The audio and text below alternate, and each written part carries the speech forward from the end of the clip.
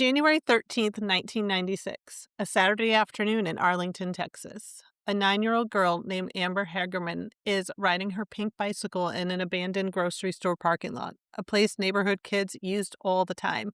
It's bright out. Families are home. People are outside. It's the kind of day where nothing bad is supposed to happen. A neighbor watches Amber pedal in circles, and then he sees a black pickup truck pull up. A man jumps out. He grabs Amber. She screams. He forces her into the truck, and in less than 10 seconds, they're gone. Amber's brother runs home to tell their parents. Police arrive within minutes. A witness gives a description, and the community mobilizes. And yet, despite all of that, Amber Hagerman was never brought home alive. Her killer has never been identified. But her name changed everything. Because this one case, from one family's grief, one community's outrage, came a nationwide system that has saved over 1,000 children. Today, we're going to talk about the story of Amber Hagerman, the unsolved case behind the Amber Alert, and the history of how a tragedy became a national movement. Hey, coworkers. Welcome to Coworkers in Crime, the podcast where office chatter meets crime discussion. I'm Rachel. And I'm Crystal. Yes, we really do work together. And yes, we're totally obsessed with true crime. From water cooler whispers to cold case deep dives, we're here to bring you stories that keep us chatting way past our coffee breaks. So grab your coffee, lock your desk drawer, and let's get into this week's case. Today we're doing something a little bit different. We are doing a hybrid episode. Part cold case, part history lesson, part systemic analysis. Yes, and because the Amber Alert is so sorry. Yes. It's like, is she asking me a question? I thought you were asking, is that like, that's how I say that? That did sound like a That's question, what it yeah. sounded. Because the Amber Alert is something we all know, we see it on our phones, on highway signs, on the news, but I feel like most people may not know the story behind it, or that the case that inspired it is still unsolved. I fall into that category. I thought this case was solved. This is one of those cases where the public impact is huge, but the victim's story gets overshadowed by the system named after her, because I also did not know that this was unsolved. I had no idea. Exactly. So today we're centering Amber, and we're going to talk about her life, her case, and the movement that followed. Amber Hagerman was 9 years old. She loved riding her bike. She loved playing with her younger brother, Ricky, and she had dreams of becoming a teacher. On January 13th, she and Ricky were riding in their neighborhood when they stopped at the old Winn-Dixie parking lot, a spot kids used all the time. A neighbor named Jim Kevill was outside in his yard. He saw Amber riding, and then he saw the truck pull up. He watched the abduction happen. That's something that really hits me, because this wasn't a case where no one saw anything. Someone witnessed it happening, watched her get pulled into a truck.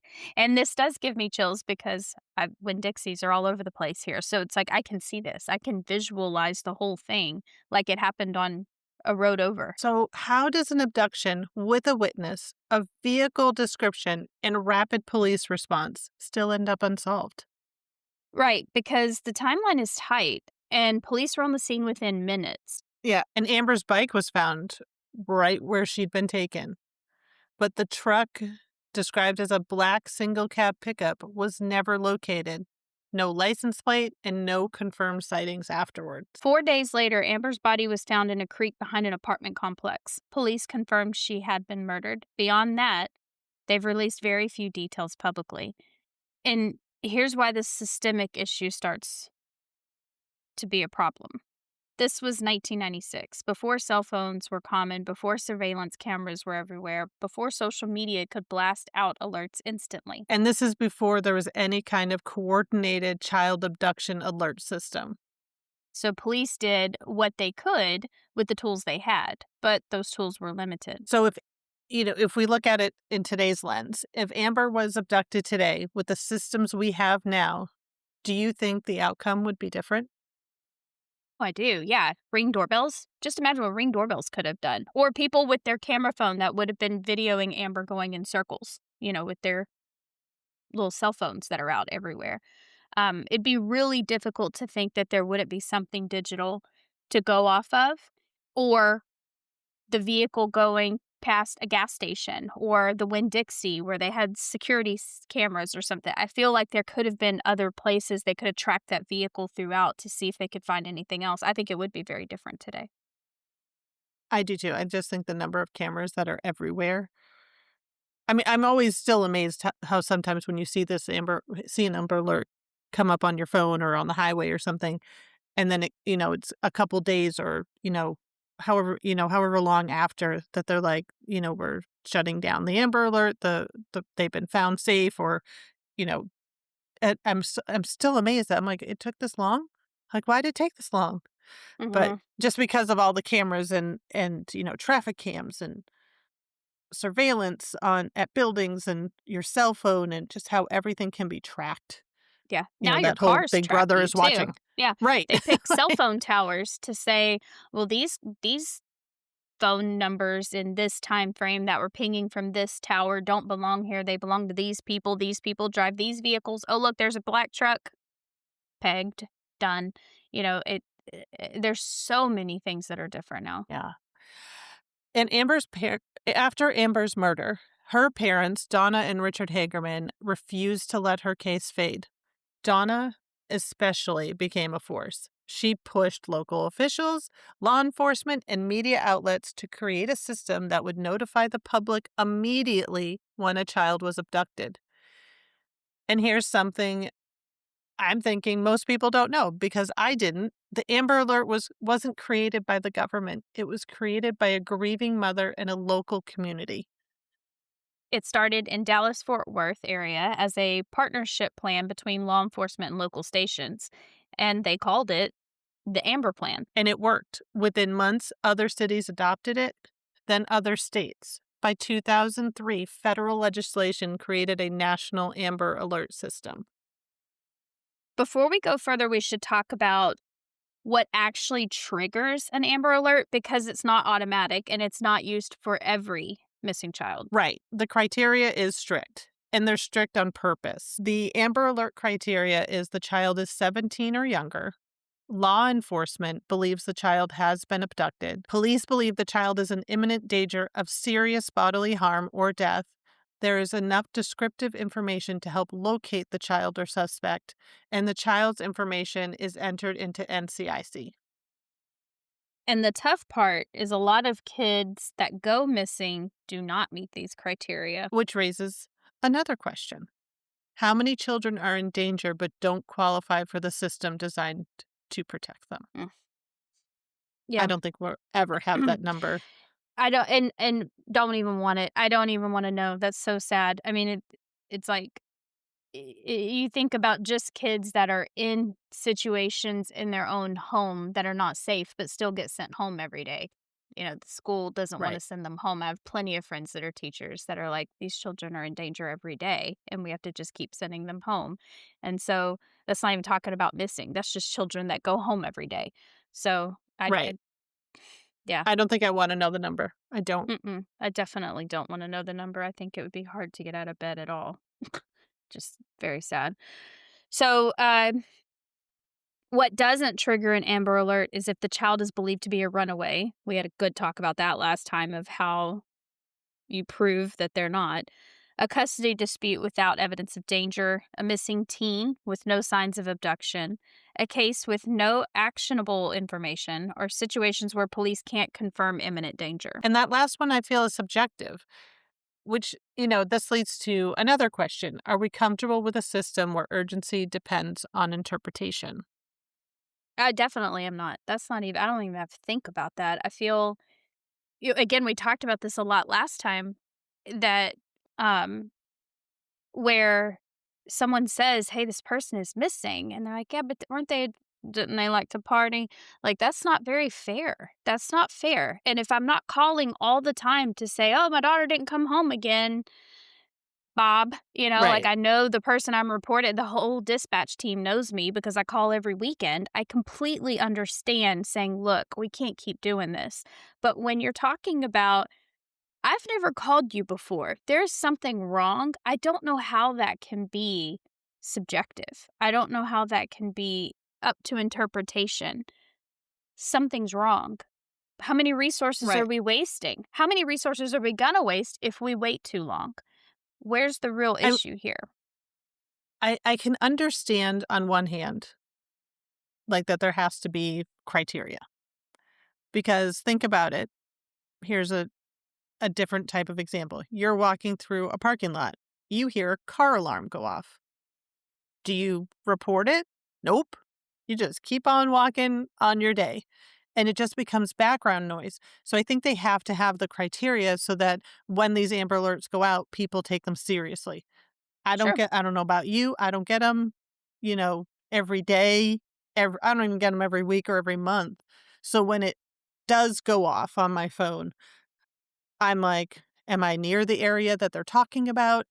Should I get in my car and start driving around? Yeah, I agree with you. I mean, when it's not constant and it's not something you're getting over and over and over again, definitely brings urgency to the top. I guess in my mind, I don't think only one of them up to interpretation, really. I mean, if a teen goes missing and there's no signs of abduction, what is a sign of abduction when you just get them to get into your car because they think they're getting in an Uber? You know what I mean? Or you think there's just some in my mentality, there's so many little things that one could knock you out of being an actual case that we take seriously. I don't know. But I get if your phone goes off all the time, I mean, that happens with weather alerts too, where people are like, "Oh, we're always told take cover," and that never matters and until it does. Yeah.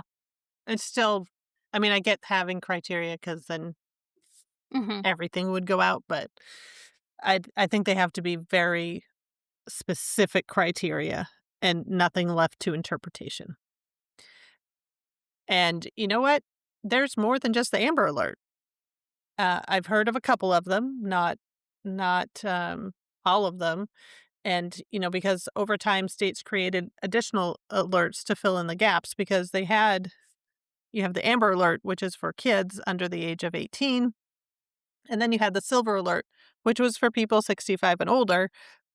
But what about the people in between? If you're 18 to 64 and you go missing, you know, there's there's alerts for that gap of people. Mhm. So like I mentioned, Silver Alert is used for missing adults with cognitive impairments, and the purpose is to locate vulnerable adults. The Blue Alert is used for suspects who have killed or seriously injured a law enforcement officer. And this is where the one that I said was kind of the gap filler is the Ashanti Alert. This is for missing adults between the ages of 18 and 64, so it fills in that gap between Amber and Silver. And Ashanti alerts exist because adults can fall through the cracks, especially young adults who don't meet Amber Alert criteria and don't qualify for silver. So then you have the Camo alert for missing military that have mental health concerns, and that's here in Texas. And then you have endangered missing persons alerts, and these are used for cases that don't meet Amber criteria but still involve danger. Yeah, and while Amber didn't get the benefit of the system that has been created in her name, other children have, and some of them are alive today because of it. One example is a case from 2013 in San Diego. A teenage girl was abducted by a family friend who had murdered her mother and brother. Police issued an Amber Alert immediately. The suspect's car was spotted by horseback riders in Idaho because they had seen the alert. This girl was rescued. The suspect was killed in a confrontation with law enforcement. Wow. I mean, that case really tells you what happens when it's told to the public and mobilized so quickly because it happened in San Diego and in Idaho. I didn't realize how far out Amber Alerts go. I thought it was local to me, the ones that go out, or do they domino out based on the amount of time that has passed? How many children do you think are alive today because Amber's name became a call to action? I think we said it in the open. I think it's saved over 1,000 lives. Over a I thousand? mean, that's Yeah. you got to think like Amber's parents, get devastated. They lost their child, but they turned their grief into action. There's 1,000 kids that are with us still today and with their families where they're supposed to be. Yeah. And, where the case stands today for Amber, is that it's still active. So this is still an active case. It's still an active case according to the Arlington police. We still consider it unsolved. They receive new tips every year. They've said publicly that they believe it's someone in the community and that someone knows something. I agree. I would think that this would be just inches from being solved. You would think. And you would think that, and what does, here's your question. What does justice look like in a case where the system created in the victim's name that has saved countless others, but not her? And her case is still unsolved. Her killer is still out on the loose. Like, it's that whole justice question again that we had, that we just discussed in the Langley case. It's, there's like, what does justice look like? It's hard to quantify. I mean, that's when you're here for a reason. I think that's one of those bigger universal questions of why are we here? She was here to save these others, and hopefully that closure and those answers come for her family, because I wonder what would have happened. What happens if her parents got answers right away and they knew who it was and they caught him? How much longer would it have been until we had an Amber Alert? A that nationwide domino system. was a massive domino. She was a big domino to fall. So I'm still always amazed when families can take their grief and funnel it into action and, get something like a nationwide alert system. Get that put into place so that no other family potentially has to deal with the same things that they're dealing with. I mean, we know it happens all the time. There's lots of cold cases and unsolved cases. But I'm always amazed when a parent or like a family can take that grief and go, you know what? We're going to take action. Yeah. I want to believe that I am that type of person. I am typically very action driven. I don't panic or buckle. However, when you lose a child, I don't know that I will be much use ever again. I don't know what I would be good for after that. It's just, I cannot imagine. So it is always harrowing to see parents come together and say, we've got to make sure no other family can feel this way. Maybe that's the only place they can put the grief, is how do we keep other families from ever feeling this? Yeah. Amber Hagerman was a little girl who loved riding her bike. She had a family who adored her, and she had a whole life ahead of her. Her legacy lives in every child brought home because of the Amber Alert that goes out in real time. If you know anything about Amber's case, even something that seems small, please contact the Arlington police. We'll have those official links in the show notes for you. Until next time, coworkers. Bye, coworkers. That wraps up this week's episode. Thanks for listening, whether you're at your office, at your home, or somewhere in between. We're glad you're here. Don't forget to subscribe so you never miss an episode. Like what you heard? Leave us a review and share it with your coworkers. Got a case you want us to cover or office drama that feels criminal? Send it to us at coworkers.crimepodcast@gmail.com or check the episode notes for all of our social handles. Until next time, coworkers. Stay curious, stay safe, and stay caffeinated.